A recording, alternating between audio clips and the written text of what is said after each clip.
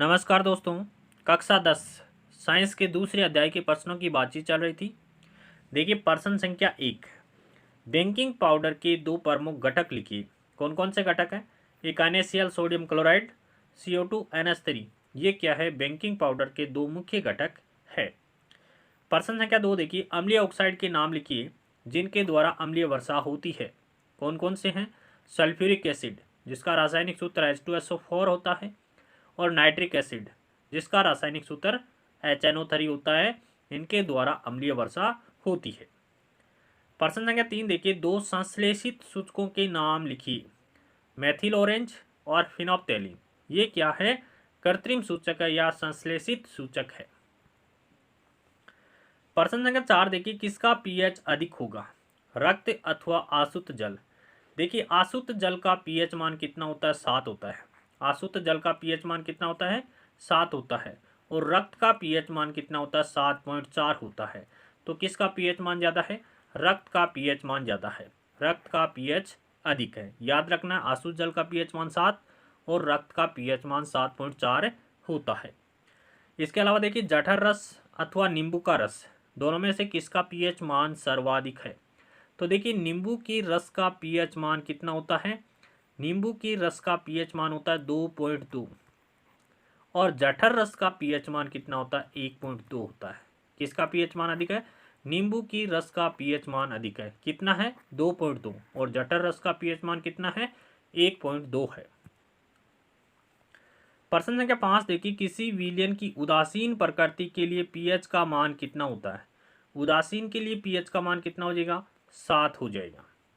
अगला प्रश्न है, चींटी के डंक से स्राव होने वाले अम्ल का नाम लिखिए। मेथेनोइक एसिड होता है। चींटी के डंक में कौन सा एसिड पाया जाता है? मेथेनोइक एसिड पाया जाता है। प्रश्न संख्या 7 है, ऐसे दो यौगिकों के नाम बताइए जिनमें हाइड्रोजन है लेकिन वे अम्ल नहीं है। हाइड्रोजन तो है लेकिन वे क्या है? अम्ल नहीं है, तथा उनके विलयन में विद्युत का चालन नहीं होता है। देखिए एल्कोहल जिसका रासायनिक सूत्र क्या होता है? C2H5OH होता है। के अंदर क्या है? हाइड्रोजन है।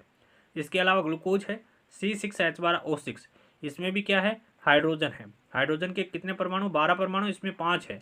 इसमें हाइड्रोजन तो है लेकिन ये अम्ल नहीं है। क्यों नहीं है? इसके अंदर H+ आयन नहीं है। जब इसका अपघटन करते हैं तो इसके अंदर H+ आयन नहीं बनते हैं। H+ आयन के कारण ही विद्युत का चालन होता है। इनमें H+ आयन नहीं होने के कारण ये विद्युत के क्या होते हैं? कुचालक होते हैं, अर्थात विद्युत का चालन इसके विलयन में नहीं होता है।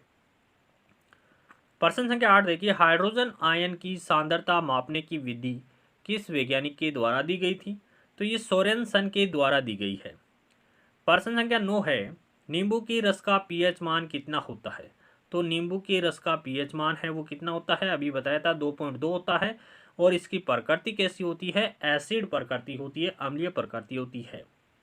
प्रश्न संख्या 10 देखिए, मिल्क ऑफ मैग्नीशिया का पीएच मान कितना होता है? मिल्क ऑफ मैग्नीशिया किसको कहते हैं? MgOH का क्वाइस को क्या कहते हैं? मिल्क ऑफ मैग्नीशिया कहते हैं।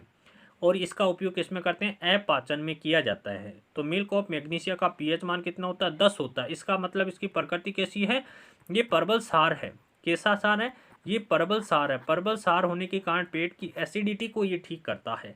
तो पेट की एसिडिटी हो जाती है तो क्या लेते हैं हम? इनो लेते हैं। इनो के अंदर क्या होता है? MgOH का क्वाइस होता है।